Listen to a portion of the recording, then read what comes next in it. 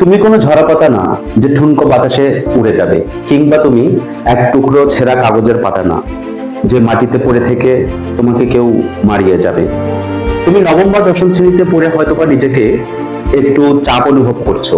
পড়াশোনার প্রতি তোমার চাপ বেড়ে যাওয়াতে নিজের ভবিষ্যৎকে উজ্জ্বল করার লক্ষ্যে তোমার মাথায় যে চিন্তাটি এসেছে, সেখান থেকে হয়তোবা তুমি সামান্যতম চাপে পড়েছো।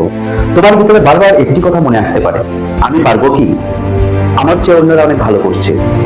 কিন্তু তুমি বিশ্বাস করো, তুমি কিন্তু ঝরা পাতা নয়, তুমি একটি সজীব বীজ, যে বীজ থেকে মরে যাওয়ার সম্ভাবনা রয়েছে। তোমার আজকে ছোট ছোট পরিশ্রম, নির্ঘুম রাত আর ছোট ছোট গণিতের সমস্যা তোমাকে কিন্তু সাধারণ থেকে অসাধারণ করে তুলছে।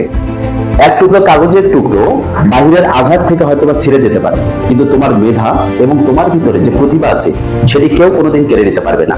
বাতাসের কাজ হচ্ছে ঝরা পাতাতে উড়ে বেড়ানো, কিন্তু তুমি মনে রাখবে, এই বাতাসের বিপরীতে ডানা মেলে উড়ানোটাও কিন্তু সফলতা।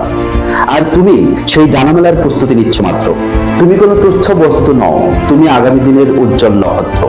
এখনই সময় নিজেকে প্রমাণ করা। বিশ্বাস রাখো, জয় একদিন হবেই।